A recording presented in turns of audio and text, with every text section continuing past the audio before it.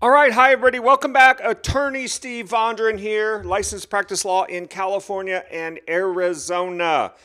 Breaking news today. Governor Ducey, I was asked to do a video on this. State of Arizona, executive order today. This is today, so there's a lot of talk. There's actually like two sides of the fence, okay? And this is general legal information only, not legal advice, but there's two sides of the fence. So there's one side of the fence that says, let people go out. The economy's got to run. We've got to, small businesses have to run. Walmart gets to open. Costco gets to open. Everybody, the big businesses get to, the supermarkets, they get to all stay in business, but we're shutting down everybody else. How does that make sense? Governor Ducey today is talking about masking up. He's talking about a lot of things. So there's an executive order. So there's a lot of controversy. Some people say, oh, the hospitals are overwhelmed. Some people say, no, they're not. So there really is a lot of confusion going on right now, but there is an executive order 2020-43, and I'm going to go over this real quick, slowing the spread of COVID-19, pausing Arizona's reopening. Now, I always find that word interesting, pausing. For some people, pausing means putting them out of business. If you don't make revenues you have employees, you don't make revenues for 20, 30 days, that's not a pause. That's putting you out of business. It's putting people that have rental payments and things like that on the streets and who knows what else, okay? But so I'm going to go over this with you. I found this to be very interesting, and there's 3 pages, so bear with me. Whereas, now usually they just talk about whereas, so they tell you the rationale for their decision here. Whereas on March 11th, 2020, which is a couple months ago, pursuant to ARS, that's Arizona Revised Statutes 26-303 and 36-787, I, as governor of the state of Arizona, issued a declaration of a public health state of emergency due to the necessity to prepare for, prevent, respond to, and mitigate the spread of COVID-19. So apparently that must not be working so well. Whereas on March 30th, 2020, the director of the Arizona Department of Health Services, ADHS, based on epidemiological assessment of Arizona-specific data and in alignment with the Centers for Disease Control and Prevention, CDC, I guess they weren't so good at the prevention, as we can all see, guidance recommended the state implement enhanced mitigation strategies, which are continuing. Okay, whereas on May 12th, just about 2 months ago, Executive Order 2020-36, stay healthy, return smarter, return stronger. Remember, Ducey was out telling everybody to get out and exercise. It seems to be reversing course here now, okay? As some of you may or may not know, we do have 2 offices in addition to our California offices. We do have 2 offices in Phoenix, okay? It said, stay healthy, return smarter, return stronger. It was issued outlining requirements for businesses to assist in mitigating the spread of COVID-19. Now, most businesses are really concerned about profits and their employees and making money, but requirements to assist in mitigating the spread as they reopened and mandated that businesses adopt policies consistent with the guidance from the CDC and the ADHS. Okay, a lot of that has to do with social distancing. Whereas, as of June 28th, 2020, there have been 73,908 diagnosed cases of COVID-19 in Arizona, including 1,588 deaths.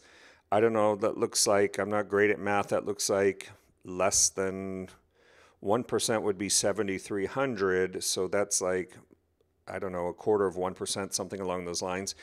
And the state is seeing an increase in the number of cases and hospitalizations, whereas the increased case numbers and hospitalizations also necessitate the need for an increased focus on precautionary measures by both businesses and individuals. So more needs to be done. Whereas data has shown that community spread continues to grow at an exponential pace and is greatest among the demographic of 20 to 44-year-olds. Remember, everybody at first said, well, it was older people. Remember that? Now they're suggesting that it's 20 to 44-year-olds. Who does that hit? The bar crowd. There was a lot of criticism about the crowd out in Scottsdale, Party Central, in the state of Arizona. That's Party Central. That the young kids were going out having a good time, and so this may have triggered this response. Whereas there has not been some sufficient time for mask mandates. Well, there's been plenty of time for mask mandates, we know that, and limiting groups to have a quicker demonstrable effect on containing the spread, and additional measures need to be taken to ensure quicker containment. Okay, there's been plenty of time for mask mandates. If you recall, they call it COVID-19 because it was apparently started in 2019. So there's been many months to require mask mandates. I think the media only started wearing masks, I believe, in the month of May. You can go look that up. And then they adopted it. So there's been plenty of time. It just wasn't a priority. Now it really is becoming a priority. It's becoming politicized. People are getting upset. People don't want to wear a mask. They say, I can't breathe. And the other people say, too bad. If you can't breathe, stay home. And so there's a lot of stuff going on. But meanwhile, the business community needs to keep working. They want to keep working. So it's needless to say, creating a lot of controversy, okay? Whereas it is necessary to impose additional measures to protect public health and safety and mitigate the strain on our healthcare providers by slowing the spread of COVID-19. Again, there is a difference of opinion on how swamped healthcare providers really are. If you don't believe me, post your comments below in my message board if you're in the healthcare profession. I have heard so many different stories that it's quite interesting, actually. Whereas in taking such critical measures to protect public health, there will be direct economic consequences for businesses across the state of Arizona that provide employment for many Arizonans, including bars and restaurants. Okay, so here we are. Bars and restaurants seem to be the target. Again, was this caused by the partying in Scottsdale? I don't know. You need to make up I report, you make up your own mind, okay? But again, the grocery stores will remain open. Walmarts will remain open. Costco will remain open. So you have to ask yourself these questions. Now, we are going even deeper into the bars and restaurants. This is kind of unique. You really don't usually see something like this in an order, but here we go. Whereas ARS 4-203, Arizona Revised Statute, allows a spirituous liquor license to be issued only after satisfactory showing of the capability, qualifications, and reliability of the applicant. Okay, that makes sense. With the exception of wholesale, producer, government, or club licenses that the public convenience requires and that the best interest of the community will be substantially served by the issuance. Some people would argue, well, how can, bars, how does that ever serve the public interest? But there it is. Whereas, due to community spread of COVID-19, the state will not be substantially served by the issuance of certain liquor licenses. So they're clamping down on this, okay? Arizona is committed to containing the spread of COVID-19. Now, therefore, I, Douglas A. Ducey, Governor of the state of Arizona, by virtue of the authority vested in me by the Constitution, remember that key word, the Constitution, and the laws of this state, including ARS 26-303 and 36-787, hereby order as follows. Here you go. Here's your orders, okay? 1. Effective June 29th, 2020, that's today, organized public events of more than 50 people are prohibited, 50 people, okay, unless the city, town, or the county in unincorporated areas has approved the event. So he's divesting the power, passing the buck. Some would say you're passing the buck to the local level, which does make sense because every area is a little bit different, right? And only if adequate safety precautions are implemented, including physical distancing measures. Okay, so we've heard about the 6-foot distance. We've heard about masks.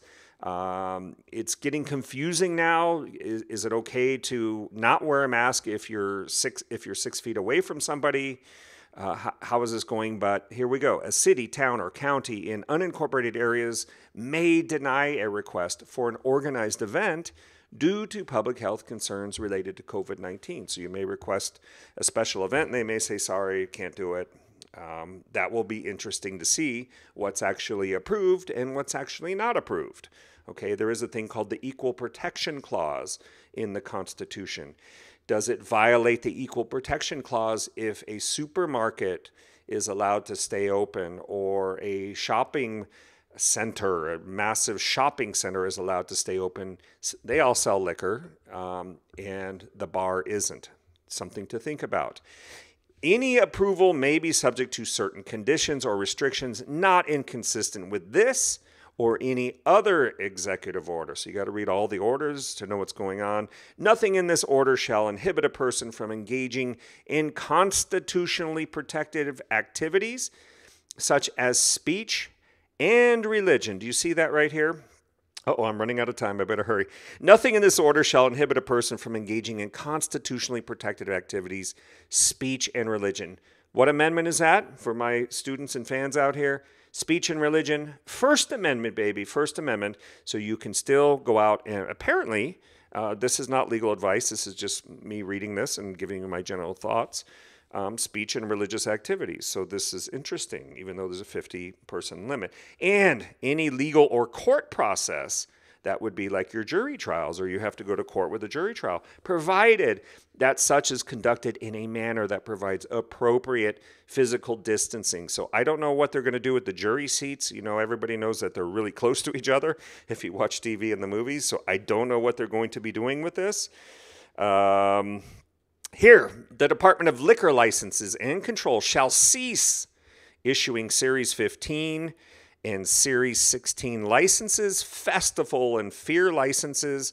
That's probably so you can come out and sell liquor at the fairgrounds. June 29th through July 27th. What is that, about 28, 30 days? So I don't know the difference of these licenses. Some of you do. You can post your comments below if you think it's relevant. Notwithstanding, number 3, notwithstanding any other law or executive order effective at 8 p.m. on Monday, June 29th. That's tonight. The following establishments shall pause their operations until at least July 27th. Now, this is what I talk about maybe equal protection. I mean, if I was owner of one of these businesses, which I'm not, I would be asking, why does other big box retailers get to stay open, but I have to close? Why is that? You can wear a mask there, but can't you wear a mask in my place too? Now, this is going to be a question. Bars, meaning any entity that holds a Series 6 or 7 liquor license. Again, I don't know what that is. Probably beer and wine. Could be full. Maybe the 12 is the full bar. I don't know. And whose primary business is the sale or dispensing of alcoholic beverages. These entities, like bars, these entities may continue serving the public through pickup, delivery, and drive-through operations as provided for Series 12 liquor licenses in an executive order, limiting the operations to slow the spread of COVID. Indoor gyms, fitness clubs, number B. Indoor gyms, fitness clubs, closed, cease, pause. Indoor movie theaters, pause. Water parks and tubing operators, pause. Pools, what about pools? Pools may be operated as part of a public accommodation, such as those at hotels. I just had a friend in town in Phoenix, and he went to a hotel. There must have been 50 people at the pool. This was just 10 days ago. But not those at multi-housing complexes, shall prohibit groups larger than 10 from congregating together in or near the pool. Like, this would have been totally in violation. So now somebody's gonna have to go out and count 1, 2, 3, 4, 5, 6, 7. Hey, you're number 11. Get out of the pool. Get out of here. Go back up to your room. Sorry, it's 10 max. I don't know how they're going to enforce that. I don't know how they administer that. Some people are going to be upset. Why are they in the pool? I'm not. Do you have to schedule an appointment for the pool? Like, you have to schedule a 20-minute dip in the pool.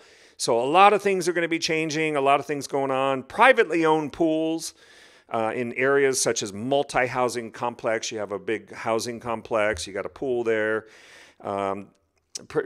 May continue to be open provided signage is included at all entrances to the pool reminding people to maintain physical distance. I guess that means you can't get closer to 6 feet together in the pool. I don't know. These are questions that are popping up. And that groups larger than 10 should not congregate larger than 10. So here you have it, folks.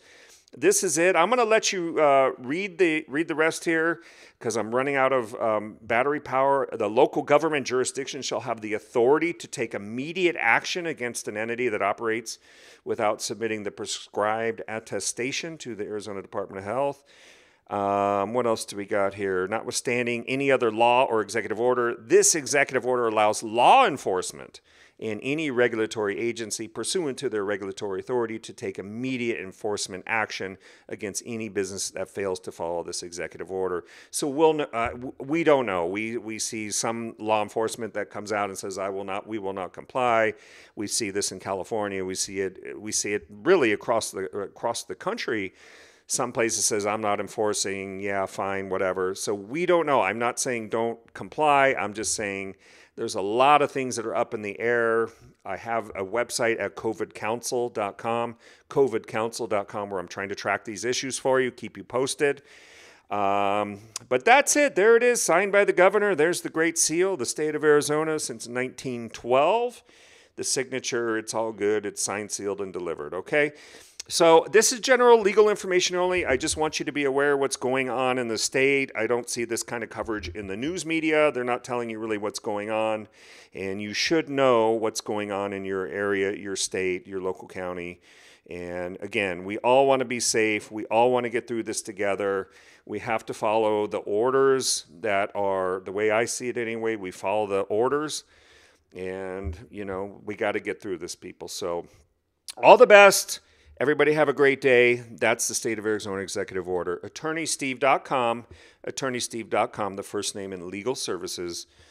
And if you have problems with a equal protection or constitutional issue, things like that, let us know, okay? AttorneySteve.com. Have a great day. I got to run.